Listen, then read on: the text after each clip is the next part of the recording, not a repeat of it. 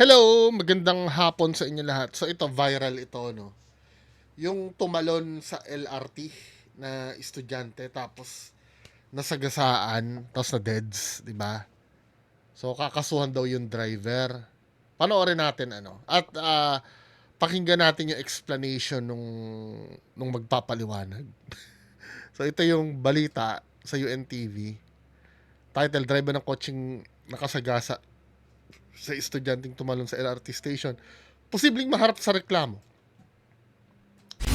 Kasalukuyan is ando dun po siya sa traffic sector 6 natin. Inaantay po na maayos yung mga documents para ma-inquest po siya. Reckless imprudence resulting in homicide po. Inihahanda na ng Quezon City Police District ang reklamong reckless imprudence resulting in homicide laban sa driver ng kotse na nakabundol sa estudyante na nahulog mula sa LRT Line 1 Fernando Po Jr. Station kahapon. Kung tutuusin, kabulshitan nga naman, ano. Malinaw naman eh. Napanood nyo ba yung ano niyan? Yung parang dashcam niyan, tsaka yung, ano. Buti na lang may dashcam, ano.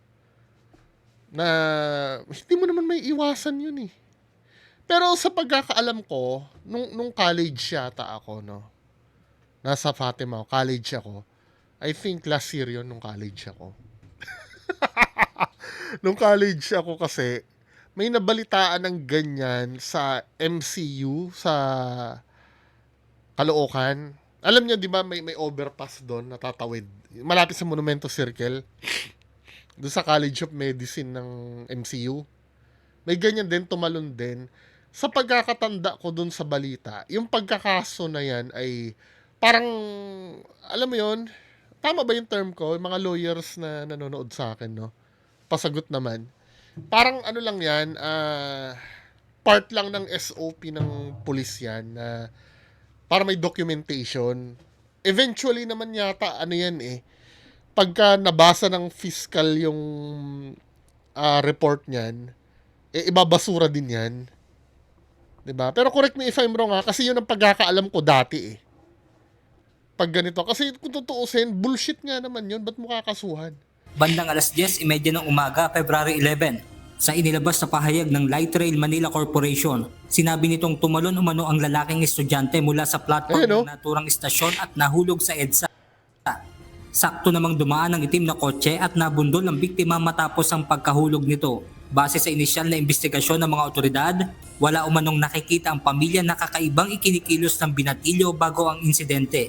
At yung pamilya naman nung, ano, ibig ko sabihin, ang kapal naman ang mukha nyo kung didimanda nyo yung kotse. Di ba? Pero initially, nagsabi sila na wala naman silang nakitang problema nung bata for the past. Siyempre, hindi naman sasabihin sa inyo ng anak yun eh. Kaya nga importante na maganda ang communications mo sa mga kapamilya mo. Sa kapatid mo, sa anak mo, di ba? Kasi yung ano, kaya nadidepress yan, wala lang ma-sharean. Kadalasan ganun. Day, parang masaya daw po yung bata, so wala silang nakikita na may problema siya. Yun Parang ganyan din si Chester Bennington, eh, kilala niyo yung vocalist ng Linkin Park. Meron siyang video, 24 hours bago siya masaya pa siya eh. Kailangan, ano talaga yan eh, malaman nyo hanggat maaga lang din pa. ang nabanggit po ng kanyang pamilya. Bukod sa pakikipagtulungan sa gagawing investigasyon, nangako ang LRMC sa QCPD na ire-review nila ang mga umiiral na safety protocol na kanilang ipinatutupad sa bawat istasyon. Dapat may rehas na yan, ano? Magsasagawa din daw po sila ng review sa kanilang mga safety protocols upang mas mapalakas yung seguridad at kaligtasan ng mga pasahero. Muli rin nagpaalala sa publiko ang LRMC na sundin ang mga ipinatutupad na safety rules and regulations sa mga istasyon ng tren. Nagpaabot na rin ang pakikiramay ang LRMC sa pamilya ng nasawing estudyante. Kaugnay nito, nananawagan ng QCPD sa publiko na iwasan ang magpakalat ng maling impormasyon na hindi naman makatutulong sa ginagawa nilang investigasyon. Benedict Samson. Anong ano, yung kakasuhan daw? So, dito may explanation eh. Dito sa DWIZ. Pakinggan natin. Po ay magandang venue para i-clarify po namin yung mga information po na naibigay at yung baka po mali yung intindi din po ng ibang nakakabasa. Ang dami rin po kasing lumalabas sa social media, sir. So, i-inform ko lang din po kayo na ito pong driver as of 4 o'clock po this afternoon ay na-release na po sa custody ng Quezon City Police District. Tama po yun, sir. Pag may mga insidente po na gano'n, talagang ang driver po na involved ay i-hold muna for investigation para po malaman kung meron bang pananagutan yung driver, kung may Parang SOP lang talaga. negligence po ba sa part ng driver, kung may mga violate po ba siyang mga batas, and kung ano po ang possible niyang crime, kung meron man, na regarding po sa insidente. Pero dito po sa case po nitong tumalon po sa LRT, malinaw po doon sa mga evidence po na nag-gather natin sa CCTV, sa dashcam, Hindi na nila pa-abuting fiscal. and sa mga eyewitnesses po natin na ang 23-year-old po ay talagang tumalon, and it just so happened na pagtalon po niya, nagkataon na nandun sa harapan mismo ng sedan yung pagbagsak po ng bata. Yes, sir. Pero, Colonel Lim, yung sasakyan niya na-impound ba after the incident? Opo, kasama po yun na Procedure. sa custody ng PNP kahapon, at pati rin po yung driver. So, na-release na rin pati yung sasakyan.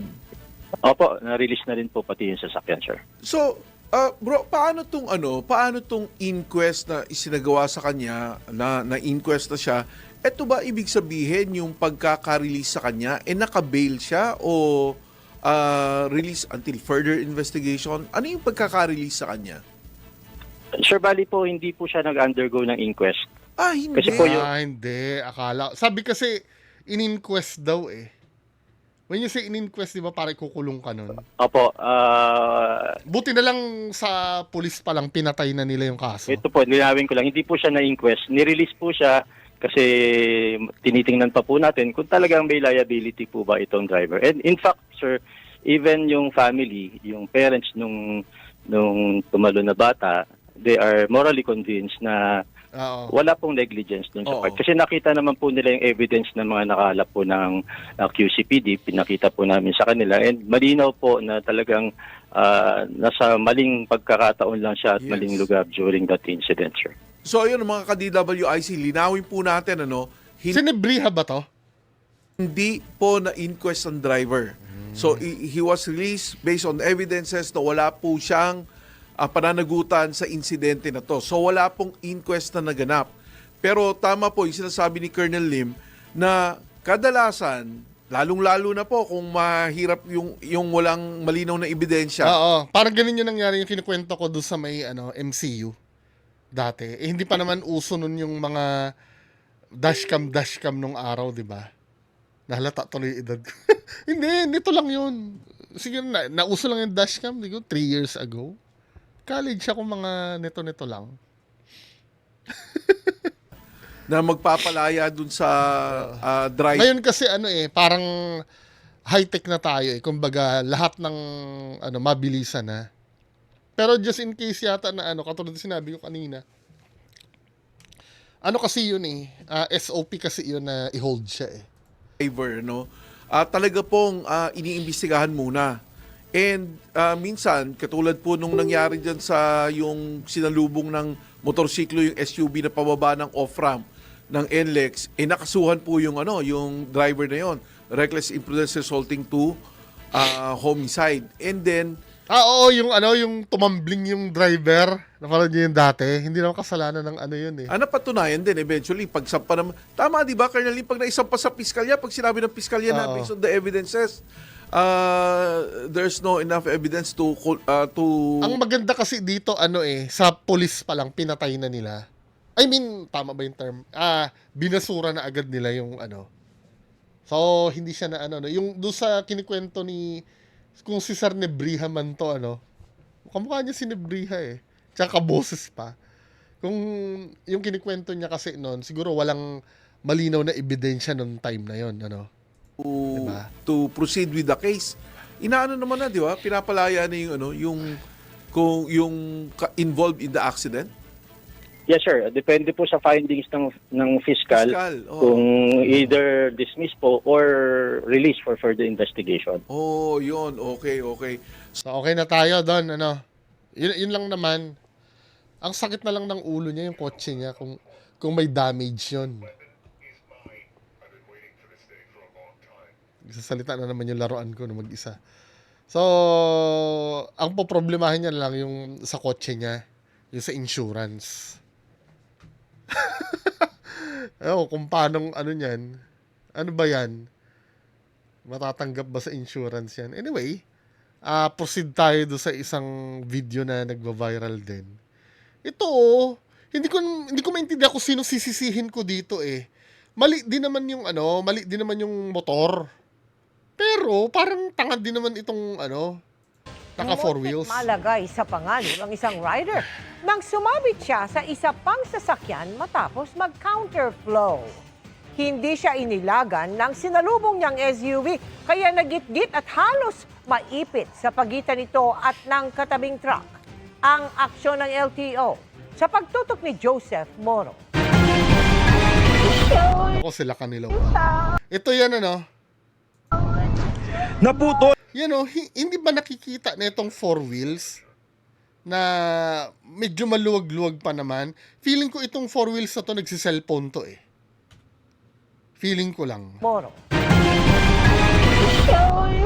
Kasi imposibleng hindi mo makikita yan eh. Naputol ang pagsasound trip ng motoristang ito nang biglang may magkasabitan sa kanyang likuran.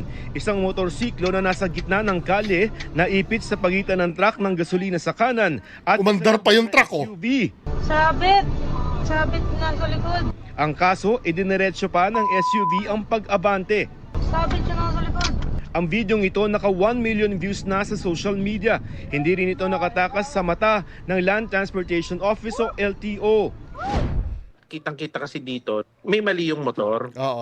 Dahil nag-counterflow siya, Pero- may makakaharapin siya doon. Pero mali din naman yung driver na alam niyang may mali yung motor, gigit-gitin niya para masaktan yung motor. Huwag mo naman na gagamitin mo yung power mo sa SUV, kagigit-gitin mo para Ito yung sinasabi ko, di ba? Kadalasan yung ganyan, yung pag-counterflow, yung... Di ba may nagva-viral na ganon, na sinusugod mo yung nagka-counterflow at yung ka-counterflow naman, hindi niya alam yung gagawin niya. Di ba? Unang-una kasi, kahit pa sabihin mong tama ka doon, pwede kang mapahamak doon sa ginagawa mo. Paano kung baliw yung, yung kasalubong mo? Sabihin na nating nasa tama ka, tapos tututukan mo yung yung nagka-counterflow. May ganun may mga nagba-viral na ganun 'Di ba? Siyempre, kung tatamaan din, tama ka kasi nasa tamang daan ka Kaya lang, ang hindi mo pwedeng ikatwira na tama ka doon, paano kung baliw yung kasalubong mo or nakainom na may ganire? 'Di ba? Hindi hindi worth it yun 'Di ba? masaktan yung driver. Wala siyang karapatan doon Natukoy na ng LTO ang mga may-ari ng mga sasakyan at kahapon ay nagpalabas na ng show cause order laban sa kanila.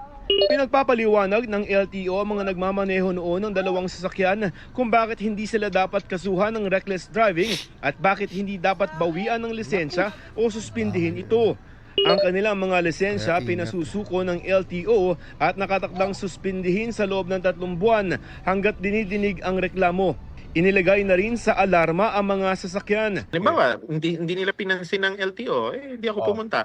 Naka-alarm yun.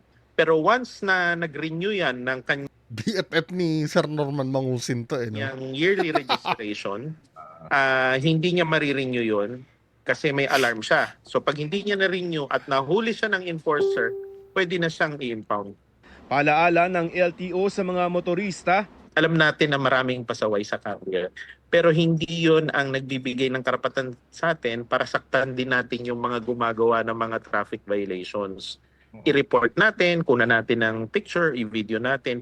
para sa GMA Integrated News, Oo nga Joseph Morong. Ba't nga kailangan gawin niya yun, 'Di ba? Nakatutok 24 oras. Buti hindi nadama yung driver netong truck. Umandar din siya Kaya pagdating sa daan kasi, para sa akin, mga kababayan ko, no, secondary na lang yung rules sa daan eh. Ang i-priority natin yung magiging safe tayo. Magiging yung may konting pag-unawa din, ano. Hindi dahil gusto mo siyang konsintihin na nagkakamali siya. Ano ka na rin para yun sa sayo at sa pamilya mo din. Kasi hindi worth it kasi na ilaban yan eh. Yung for example, no, katulad nito, no, siya yung tama sa daan. 'Di ba? Then gigit-gitin niya dahil mali nga naman ito. Eh paano kung napatay niya 'yan? 'Di ba, makukulong siya. O pag nakulong siya, paano yung pamilya mo? Or okay lang sana kung ganun ang mangyayari. At least pag nakulong ka, buhay ka eh, no? Katulad ng sinabi ko kanina, paano kung baliw itong ano? Halimbawa, ito ay riding in tandem na tumatakas. Tapos nag-counterflow. Tapos nagganyan ka pa. Eh paano kung napikon sa'yo, binaril ka? Mas kawawa ang pamilya mo nun. 'Di ba? Lalo na yung mga matatapang na rider na pag nagkamali eh, kakalampagin yung kotse. Hindi mo alam kung sino nakasakay ng kotse eh. 'Di ba? Yung away kasi sa kalsada, lalo na halimbawa kung git-gitan lang naman ang laban, nakakapikon talaga 'yon. I'll be honest. Naranasan ko na rin, nakakapikon talaga na magit-git ka or may kagit-gitan ka. Pero hindi siya worth it na ilaban ng ng suntukan o patayan. Kasi halimbawa, nagit-git ka na, paunahin mo. Nakakabwisit nga naman 'yon. Pero siguro mga 1 oras lilipas din 'yun eh. 'Di ba? Pero kung nanamnamin mo 'yon, nagit-git ka, kinat ka, at buwisit na buwisit, hinabol mo pa, tapos yung pala nasaksak ka, mas malaking problema 'yon, men. 'Di ba hindi worth it? Kung hinayaan mo 'yon, eh di sana nakalimutan mo na 'yon. 'Di ba? Okay lang sana kung ospital lang ang bagsak mo. Sa mga away-away na ganyan. Eh paano kung sa sementeryo ka mapapadpad, 'di ba? Naalala niyo yung sa Marilaki dati noon, yung pinagbabaril nung sa SUV, yung sinundan pa nilang mag-ama, naka-ADV yung isa, 'di ba? Sinumbong niya sa tatay niya, ito ginit-git ako, hinabol nila. Na kung tutuusin, pwede na nilang hayaan yun eh. Kung nagit-git man yung iyaking bata, 'di ba? Nakakalimutan na yun. Siguro kinagabihan, kalimutan mo na yun eh. Hindi nyo na mapapagkwentuhan yun eh. Pero ang ginawa nila, hinabol pa nila, hinarang pa nila, naghamon pa ng suntukan, ayun, binaril sila. Yun yung naalala niyo dati, yung nadamay pa yung asawa niya, nabaril niya rin yung asawa niya. Yung wala eh. 'Di ba? Mas inuuna alagaan ng bayag eh. Hindi kasi worth it yun, men eh. Kahit kailan talaga. Anyway, yan lang po pag-uusapan natin ngayong hapon. Magandang hapon sa inyo lahat. Bye-bye.